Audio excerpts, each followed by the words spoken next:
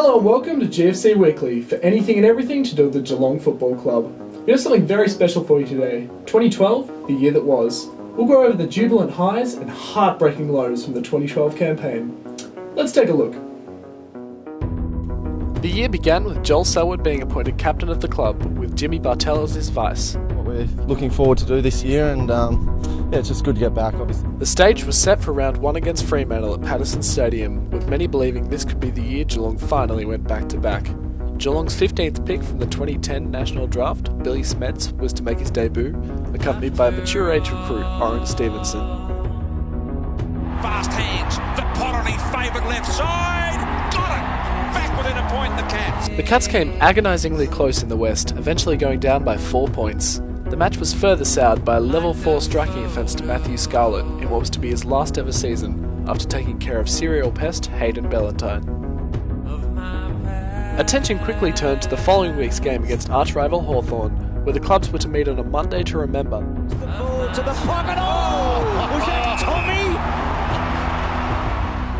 After another heart-stopping encounter with the Hawks, the Cats prevailed once again by just 2 points, bringing the tally to 8 wins in a row.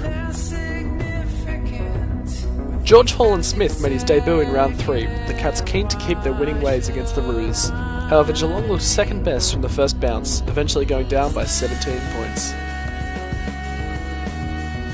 In round 4 we saw the premiership flag unveiled, with fans expecting a big win against lowly Richmond.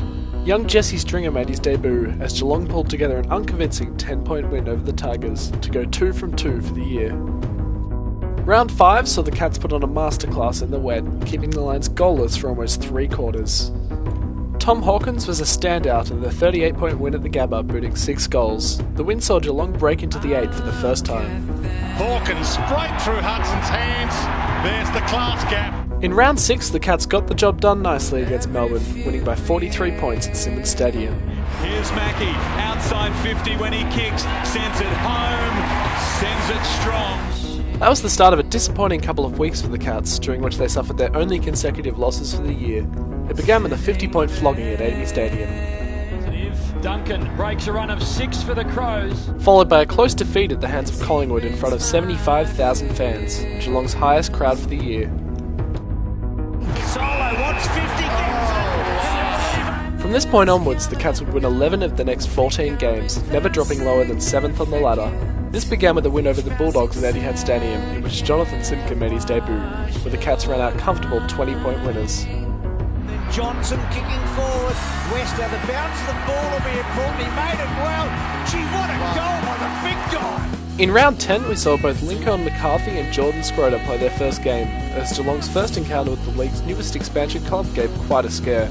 Scores were level at half-time before Geelong turned it on in the third quarter and eventually won by over 10 goals.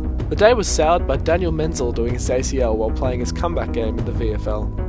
The Cats met Carlton on a Friday night in round 11, a fixture that always seems to deliver a great show. Geelong won by 12 points, in yet another great match between the two clubs. And runs it home. Following the bye in round 12, Geelong was blown away by a classy Sydney outfit in the first half, only to come storming home in the third and fourth quarters. He spotted Stevie go and he goes around and he kicks it. The Cats managed to hit the front late in the final term, however Sydney hit back to snatch a 6-point victory, leaving Geelong to rue the game as one that got away.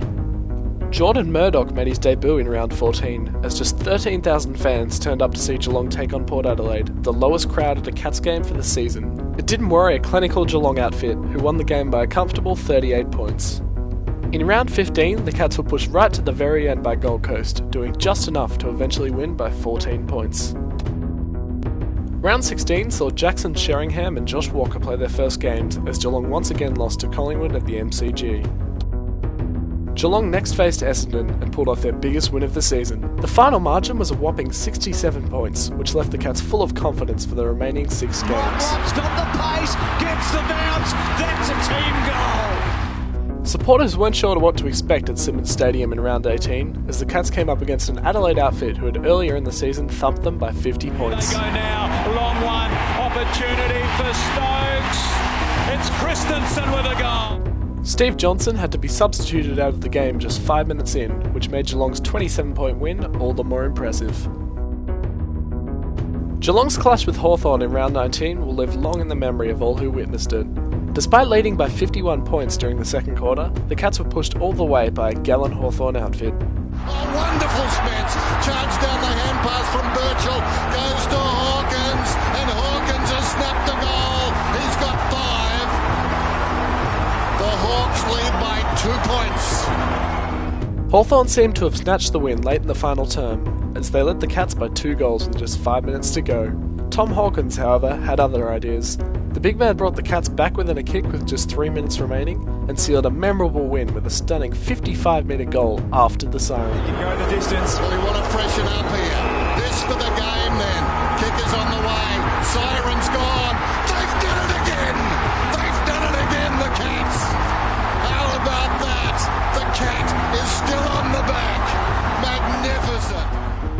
In round 20, the Cats met West Coast at Patterson Stadium with a spot in the top 4 on the line. Tom Hawkins was brilliant early, however a marking contest ended his night before half-time, leaving Geelong a giant task to hang on to their lead for the rest of the game. The Eagles snatched a 5-point win, and with it any chance of Geelong finishing higher than 6th. Rounds 21 and 22 saw Geelong put on 2 textbook performances against the Western Bulldogs and St Kilda, winning by 42 and 34 points respectively. And had it stolen from him, can you believe that?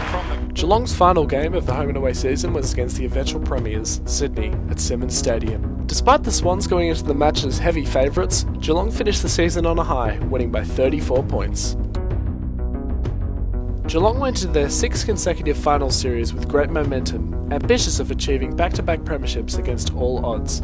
Many thought Fremantle to be the smallest of hurdles on their way to the one day in September, but how wrong they were. For a 44-point lead. Wowee! What about this? The Dockers came out all guns blazing, leading by over 50 points before the Cats scored their first major. Despite many late charges by the Cats, the damage was already done. Duncan! Boy oh boy! Geelong are back in it! The Dockers ran away with the win by 16 points, bringing a cruel end to Geelong's premiership defence. Since then, it's been nothing but good news for the Cats. It began with Geelong's youth taking out the VFL Premiership, giving a glimpse of things to come, while a fan favourite gave a glimpse of things we'll surely miss. Bonadio. Watch out, go! Well, if you're going to go out in style! Tom Hawkins took out the best and fairest, capping off a fine season. Tom Hawkins has kicked the long-range goal. Geelong picked up 3 superstars in the trade period in Josh Caddy, Jared Rivers and Hamish McIntosh. About 3 weeks ago, and there's something about this place that's pretty special and I'm up to be. And finally, Stephen Wells flexed his muscles in the national draft, selecting 2 stars in the making which other clubs had overlooked.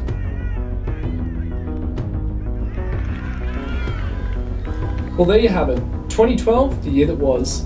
If you'd like to see more from us in the new year, there's a link to subscribe to the channel on the left of your screen. Thanks for watching, and go Cats!